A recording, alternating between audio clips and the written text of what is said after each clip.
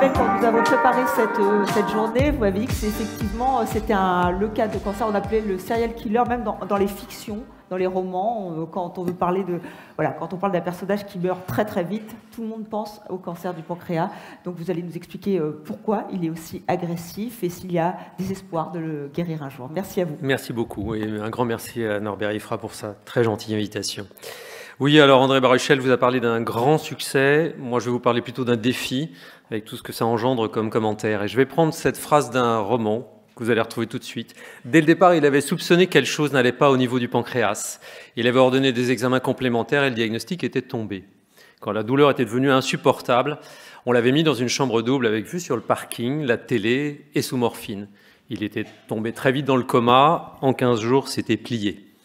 Ça n'est rien d'autre qu'une phrase du prix Goncourt de Nicolas Mathieu pour vous donner un tableau de ce que peut être la représentation sociétale du cancer du pancréas. Et il y a bien des romans dans lesquels le méchant ou le gentil va mourir d'un cancer du pancréas parce que le temps est compté, parce que pour un roman de fiction, ça peut être important pour donner du suspense. Alors, c'est une affection tristement célèbre dont on reparle à chaque fois qu'un de ces personnages célèbres décède de ce cancer, avec peut-être l'exception des deux qui sont en bas, que ce soit Steve Jobs ou Aretha Franklin, qui sont décédés d'une tumeur non adénocarcinome, une tumeur neuroendocrine qui est un peu moins grave et qui permet des survies plus longues. Mais à chaque fois, c'est le même débat, c'est très grave, on ne peut rien faire. Alors c'est un défi à cause du nombre, à cause d'une gravité exceptionnelle, des progrès très lents, mais il y a des sources raisonnables d'espoir.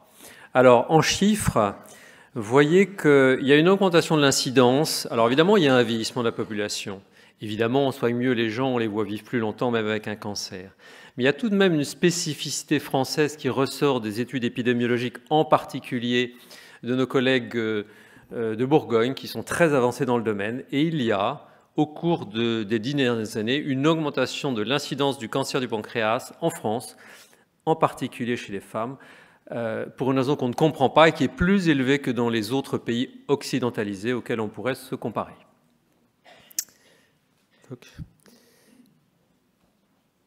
Alors, la mortalité, et non pas l'incidence, la mortalité par cancer devrait dépasser rapidement celle par cancer du côlon et par cancer du sein, qui sont plus fréquents, et de la prostate. Et vous voyez qu'à l'horizon 2030, c'est une projection américaine, le cancer du pancréas pourrait représenter la deuxième cause de mortalité par cancer, derrière le cancer du poumon, alors qu'il est bien moins fréquent que les cancers que j'ai cités avant, sein, prostate ou côlon.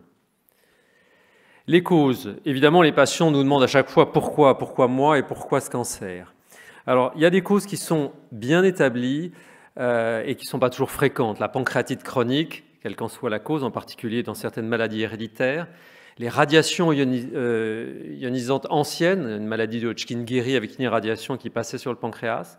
Le diabète augmente un peu le risque de cancer du pancréas. Les affections parodontiques, on ne sait pas très bien pourquoi. L'amiante, le tabac est une des causes principales du cancer du pancréas dans les pays occidentalisés. L'obésité qui en constitue un facteur croissant, l'excès de viande rouge et la consommation alcoolique. En vert en bas, protège, un peu comme le cœur, les fruits, les légumes et les folates. Le niveau de preuve est possible, mais moins certain pour d'autres affections dans lesquelles vous retrouvez un hyperinsulinisme, la consommation de certains sodas, l'infection à l'Helicobacter pylori, et dans les facteurs protecteurs possibles, le thé, l'activité physique, dont je reparlerai, le terrain allergique et peut-être le nombre d'enfants chez une femme. Et puis, beaucoup de choses dans les médias, mais pas beaucoup de preuves encore suffisantes pour les acides gras insaturés. Les pesticides dont on parle et qui sont certainement dans nos recherches dans les années à venir, les métaux lourds, les incrétomimétiques, le cadmium sur les bords du Nil. Il y a des épidémies de cancer du pancréas près des usines qui relaxent du cadmium. Les fibres de silice, certains virus de l'hépatite B et C, et protégeraient la vitamine D, les endotoxines, l'hystérectomie. Vous voyez que c'est un fourre-tout de causes, mais il faut surtout retenir celles sur lesquelles on peut bien entendu agir en prévention. Pourquoi c'est un cancer aussi grave? D'abord parce qu'il entraîne une altération de l'état général très rapide, qu'elle soit physique, mais également psychologique. Les douleurs, la fatigue altèrent très vite l'état de nos patients. Alors, pour les causes physiques d'altération, on cherche dans les troubles du transit, la maldigestion, les ballonnements, la diarrhée, des patients qui ont des nausées, parfois très envie de vomir, des thromboses, qu'elles soient des embolies pulmonaires, des thrombophlébites, un diabète qui est causé par le cancer et qui n'est pas la cause, mais qui entraîne un amaigrissement rapide. Et bien entendu, les causes psychiques. Alors j'ai choisi de mettre l'ictère, la jaunisse, du côté du psychique, parce que finalement c'est l'aspect visuel de la maladie, on ne peut plus cacher sa maladie. Et puis bien entendu, toute cette inquiétude monstrueuse vis-à-vis du cancer du pancréas, par les connaissances qu'on a acquises dans sa vie, par les représentations qu'on s'en fait à travers justement toutes ces vedettes qui sont décédées très rapidement de ce cancer, l'entourage qui en rajoute une petite couche dans son regard, dans ses regards, en disant « Oh là, tu as un cancer du pancréas, c'est pas le meilleur ». Et puis les conditions de l'annonce. L'annonce, l'INCa a beaucoup travaillé sur l'annonce, mais l'annonce, c'est souvent le médecin généraliste, c'est souvent le radiologue qui, pris au dépourvu, retrouve son patient derrière le scanner, il dit « Je crois que c'est grave, je crois que c'est un cancer du pancréas ». Donc ces conditions d'annonce créent un traumatisme qu'il est très difficile de réparer ensuite. Tout cela entraîne un amaigrissement, une dénutrition, une perte musculaire, la sarcopénie, des troubles anxio-dépressifs, évite une désinsertion sociale et affective qui est très délicate pour ces patients. Alors une biologie défavorable, on le sait, cette tumeur s'autosuffit elle-même, elle peut croître sans l'environnement, même avec peu de vaisseaux pour la nourrir. La division de ces cellules est illimitée, elle résiste à l'autodestruction, à l'apoptose, et elle résiste aux agents de chimiothérapie. De plus récemment, on s'est aperçu qu'autour de cette tumeur, il y avait un micro-environnement tumoral favorable pour la tumeur. Ce micro-environnement, cette espèce de fatras, vous voyez, les cellules tumorales sont au milieu et tout autour, il y a un certain nombre de structures, de cellules, des adipocytes, des cellules endothéliales, des cellules stellaires, des cellules immunitaires, des cellules inflammatoires, des cellules de fibrose. Et tout ça gêne l'efficacité des médicaments qui n'arrivent pas à pénétrer, gêne les immunothérapies qui n'arrivent pas à agir sur ces tumeurs très pauvres en récepteurs pour ces cellules immunitaires. Je compare, quand j'explique à mes patients pour la première fois en consultation, à cette orange, cette tumeur, c'est-à-dire qu'en gros, les cellules cancéreuses à proprement parler seraient les pépins, et tout autour, cette matrice, ce micro-environnement, interagit avec ces pépins, empêche la pénétration de certaines de ces molécules et gêne les immunothérapies. C'est un désert immunitaire, contrairement à ce qu'on a évoqué tout à l'heure, et en particulier Laurent de Gauss pour les succès de l'immunothérapie. Le cancer du pancréas est un désert immunitaire avec une faible immunogénicité, c'est-à-dire une faible attraction des cellules immunitaires qui sont censées détruire cette tumeur. Les cellules immunitaires sont rendues inaptes et peu nombreuses quantitativement et qualitativement. Les cellules T sont déficientes et donc ce cancer prolifère tranquillement. Et les immunothérapies en simple agent, monothérapie, sont inefficaces. D'autre part, on parle du cancer. Dans le cancer du pancréas, ce n'est pas le cancer, ce sont les cancers du pancréas qui sont très différents selon les patients et même au sein d'une tumeur selon les clones cellulaires. Alors il y a un retard au diagnostic de ces cancers. Pourquoi? Parce que d'abord les signes cliniques ne sont pas spécifiques. Une fatigue qui n'en a pas ressenti, des troubles digestifs variés, un diabète qui apparaît ou s'aggrave, tout ça n'est pas très bruyant et pourtant ça peut être le début d'un cancer du pancréas. On manque de marqueurs biologiques, diagnostiques et prédictifs de routine.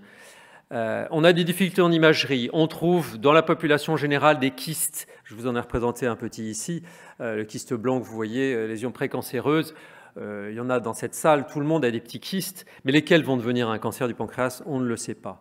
L'imagerie métabolique, très fort dans certains cancers, est faible dans le cancer du pancréas, car le cancer est inflammatoire, donne des faux positifs. Les sujets sont fréquemment diabétiques, il y a des faux négatifs. Enfin, c'est très difficile d'obtenir un prélèvement histologique de cette tumeur qui est profonde, difficile d'accès. On a un petit volume qui est difficile pour les analyses. Et puis, on a parfois des oppositions financières. N'utilisez pas ces aiguilles, elles sont très bien, mais elles sont trop chères.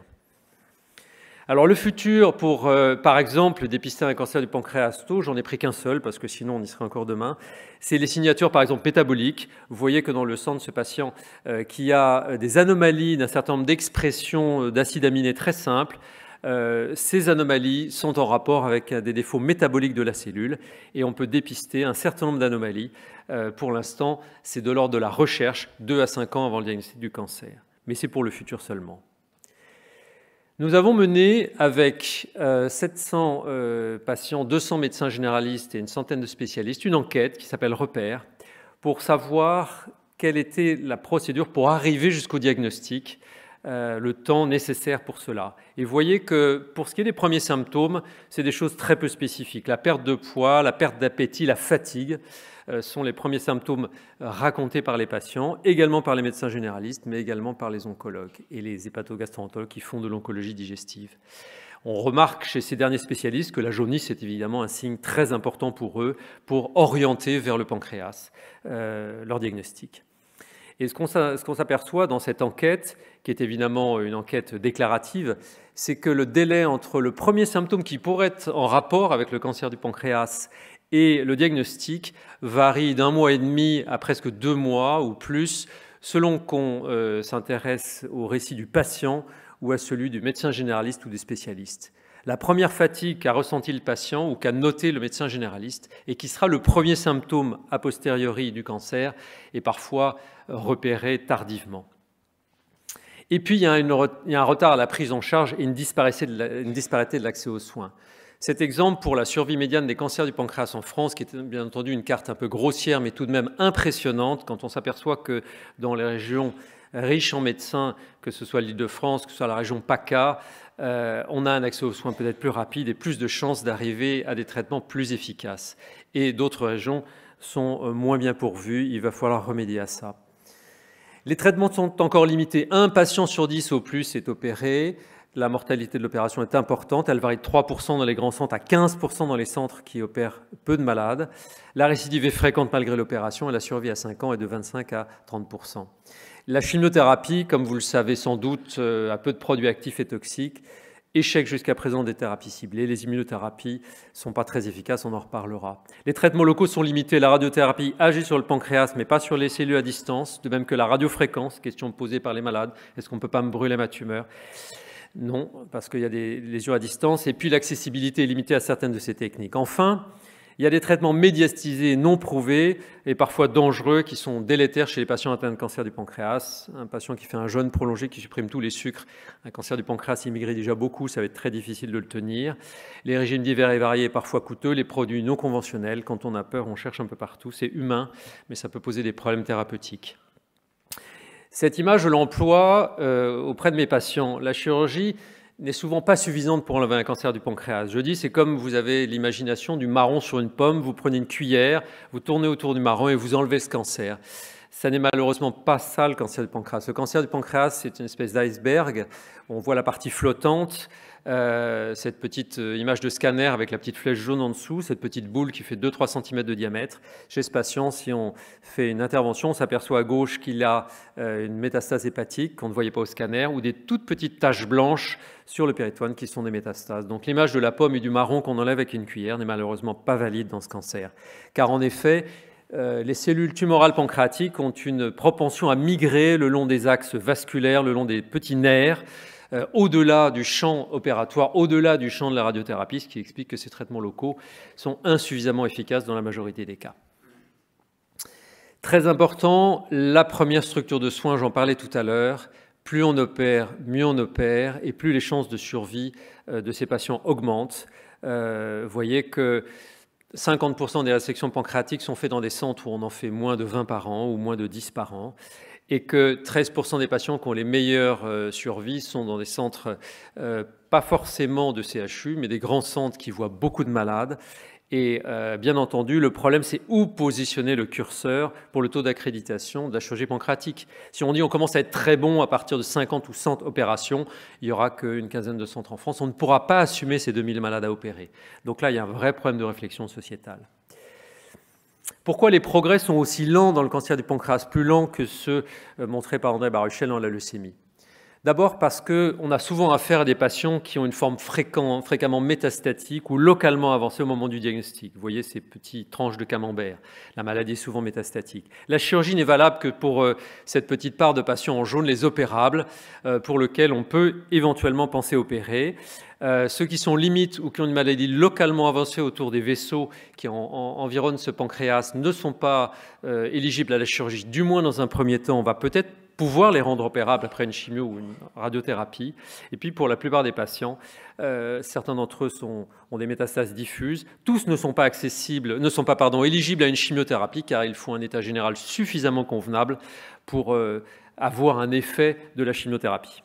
Alors des progrès très lents, pourquoi? Quand j'étais chef de clinique, un peu plus même en 97, c'était le désert. Mon patron à l'époque m'avait dit, tu sais, il ne faut pas s'occuper de cette maladie, continue à t'occuper de la pancréatite chronique alcoolique, on guérit plus de gens.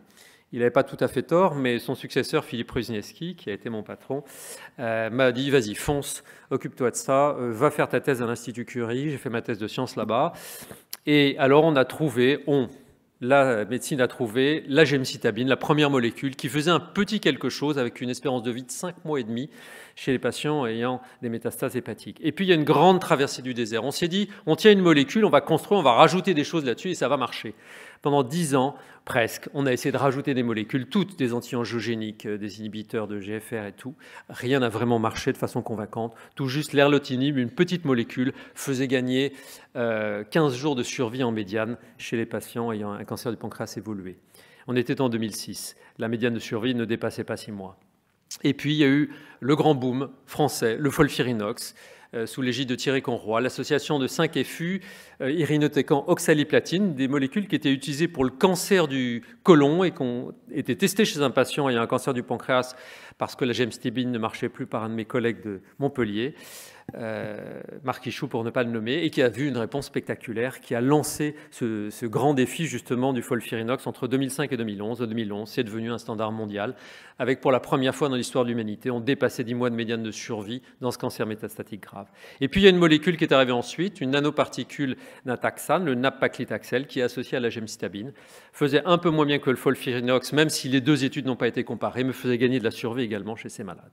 Et là, l'espérance de vie dépassait 10 mois. Après, il y a des traitements, lorsque ces traitements présentés ici échouent ou ne marchent plus, derrière, qui peuvent faire également gagner des choses.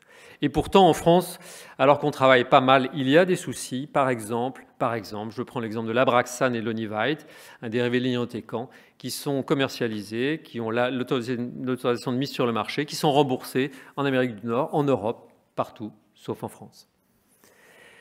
Les sources d'espoir raisonnables dans le cancer du pancréas, il y en a. Il y en a parce que, par exemple, vous voyez sur cette diapositive un peu complexe, en haut, vous avez les traitements faits après la chirurgie, upfront chirurgie. On a opéré d'abord et on a fait de la chimiothérapie ensuite. Vous voyez que les médianes de survie tombent aux alentours de 15-20 mois. Ensuite, on a les traitements faits avant la chirurgie, néo-adjuvants, qui peut-être décalent un petit peu ces courbes. On est aux alentours de 20-25 mois de médiane de survie chez ces patients.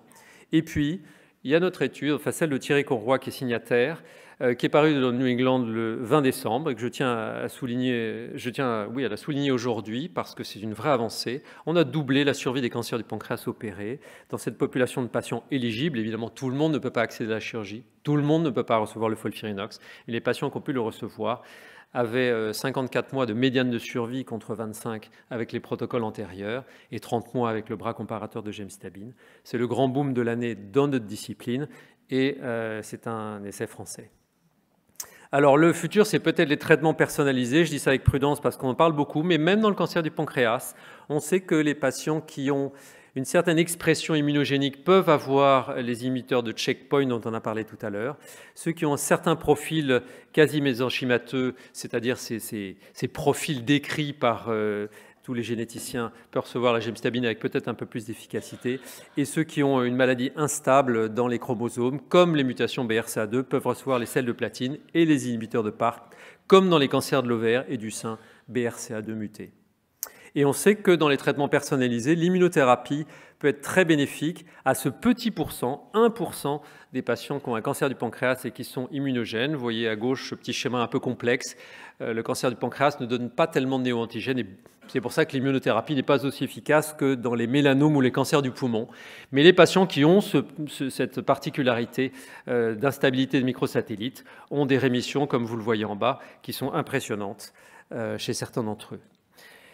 On a mis en place et on est actuellement en train de lancer un protocole qui s'appelle MAZEPA, qui s'adaptera au type de cancer, car après que les patients aient reçu la chimiothérapie classique FOLFIRINOX, et pendant ce temps-là, on leur fait une analyse de leur génome tumoral. Ceux qui ont certaines mutations seront traités avec les médicaments ad hoc. Ceux qui ont un profil de BRCA auront de l'olaparib, comme pour les cancers du sein et du l'ovaire muté, comme je le disais tout à l'heure. Ceux qui ont une mutation KRAS, très fréquente dans les cancers du pancréas, auront une double immunothérapie. Et ainsi, on espère, en phase de maintenance, après la chimiothérapie toxique de FOLFIRINOX, permettre d'allonger la qualité de vie, d'augmenter la qualité de vie et d'augmenter le temps de contrôle de cette maladie et la durée de survie des patients. Mazepa, pour maintenance, traitement personnalisé dans le cancer du pancréas, c'est une étude transcendante de liste, c'est pour ça que j'ai choisi ce nom-là. J'espère que cette étude le sera transcendante. Les limites de la médecine de précision. Ça, c'est une diapositive qui est passée au moment d'un congrès qui a eu lieu il y a quelques jours à San Francisco, le congrès de l'ASCO GI.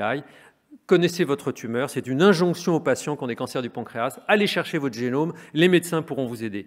Oui, mais le matériel tumoral qu'on recueille sur les biopsies est souvent peu suffisant. Il faut des ressources pour analyser tout ça. Il faut la bioinformatique et l'intelligence artificielle, on en parlera cet après-midi. Il y a la résistance, bien entendu, malgré tout, à beaucoup de traitements. Et puis, il y a le coût. Qui payera? Les assurances, les indications hors mises sur le marché, hors AMM de ces médicaments, avec ces cibles qu'on retrouvera avec la médecine de précision. Et puis, un rapport coût-efficacité qui n'est pas encore démontré. Donc, on peut modifier le micro-environnement. J'ai pris cet exemple où, en retirant la pulpe, on peut accéder plus facilement aux pépins. C'est par exemple la hyaluronidase qui va dissoudre l'environnement autour des cellules cancéreuses et permettre aux molécules de chimiothérapie de pénétrer un peu mieux. Vous voyez que par exemple, dans la courbe bleu foncé, les patients qui avaient reçu cette hyaluronidase, PEG-PH20, avaient une meilleure survie. Une étude de phase 2 n'est pas une preuve, c'est un signal intéressant. Et l'étude de phase 3 va se terminer. Nous aurons les résultats probablement dans le courant de l'année ou au début de l'année prochaine. L'approche métabolique, c'en est une autre. Alors, le meilleur moyen de modifier le métabolisme d'une cellule cancéreuse, c'est de faire de l'activité physique. On sait que 10% des cancers, des patients atteints de cancer du côlon, sont peut-être guéris en plus grâce à l'activité physique. On sait, il en est de même pour les cancers de la prostate. Et on sait que les femmes qui ont eu un cancer du sein, lorsqu'elles font une activité physique intensive 3 fois par semaine, ont 30% de rechute en moins. C'est-à-dire que ça fait aussi bien que beaucoup de chimiothérapie. Alors on a voulu le tester dans le cancer du pancréas. On a lancé cette étude avec Cindy Nezillet, qui était d'une de mes étudiantes et qui est maintenant une brillante chercheuse, à faire à ces patients qui ont un cancer du pancréas, selon leur état de santé, certains fatigués tirant sur des élastiques dans un fauteuil, d'autres iront faire du footing, de l'activité physique. Et on randomise, c'est-à-dire qu'on tire au sort les patients entre la prise en charge habituelle avec leur chimiothérapie et tous les soins de support, à la même prise en charge avec un coach qui vient les aider à faire des exercices pendant 4 mois. C'est la qualité de vie l'objectif principal, pas la survie globale pour l'instant, c'est trop ambitieux. Mais cette étude se déroule bien et nous aurons les résultats probablement en fin d'année. Et j'espère qu'on pourra montrer pour la première fois que dans le cancer du pancréas réputé si grave, on peut faire de l'exercice physique adapté aux patients en fonction de leur état de santé. Grâce à l'INCA, et je tiens à remercier en particulier Agnès Buzyn qui était directrice de l'INCA avant Norbert Ifra et qui avait beaucoup cru à ces protocoles de l'activité physique et nous a beaucoup aidé dans ces démarches. Pour ce protocole qui est financé donc par l'INCA, et chez les patients opérés d'un cancer du pancréas, certains auront leur chimiothérapie adjuvante seule et d'autres auront une activité physique non encadrée avec des conseils simples et d'autres avec un coach. Et on verra si on peut améliorer la qualité de récupération de cette opération très lourde et peut-être améliorer diminuer les récidives et peut-être augmenter la survie. Les soins de support, je vais bientôt terminer mon exposé, je crois que c'est un point clé. Tout le monde regarde ça un petit peu comme l'à côté de la chimiothérapie, et c'est faux. Je pense que c'est les soins de support qui ont beaucoup plus progressé au cours des dernières années que la chimiothérapie.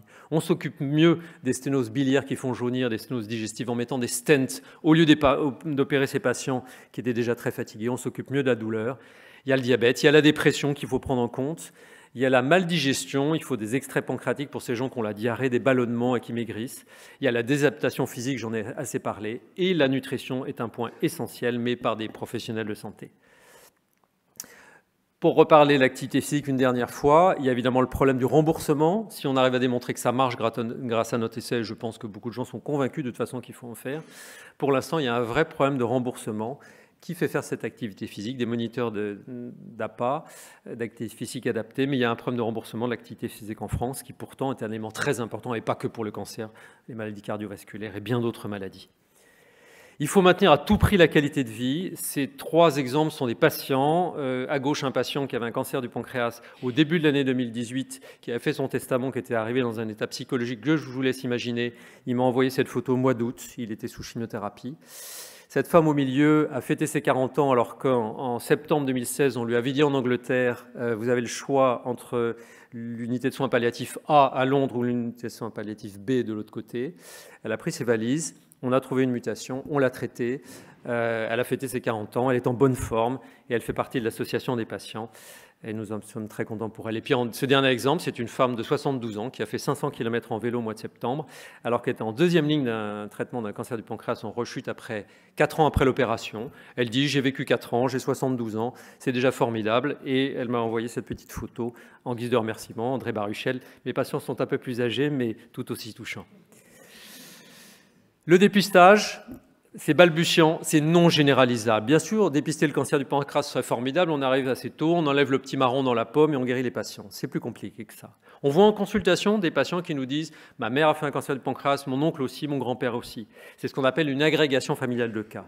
Et puis parfois dans des syndromes génétiques, une mutation BRCA2, cancer du sein, cancer de l'ovaire et un jour cancer du pancréas dans la famille.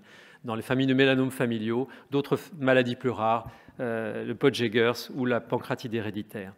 Et là, peut-être il y a des gens effectivement qui sont à très haut risque qu'il faudrait dépister. Voilà un tableau un peu compliqué. Ça procède de la conférence de consensus qu'on a eue à Barcelone l'été dernier. On a eu la même avec les Américains le mois dernier. On est d'accord pour dire que des patients ayant certaines mutations, certaines maladies génétiques et des cancers dans la famille du pancréas doivent être dépistés. Vous voyez que par exemple, quelqu'un qui a un syndrome de Pott-Jägers ou une pancréatite héréditaire a une chance sur 3 de faire un cancer du pancréas au cours de sa vie. Évidemment, on doit se pencher sur ces patients à très haut risque. Mais pour les patients qui ont des histoires familiales sans gènes retrouvés, 3-4 cas de cancer du pancréas, on n'a pas encore le moyen de dépister exactement tout ce qu'il faut. Alors le dépistage, c'est quoi? C'est beaucoup de gens qui ont travaillé dans la littérature en faisant faire des IRM, en faisant faire des échoendoscopies, des examens parfois agressifs à des patients à haut risque.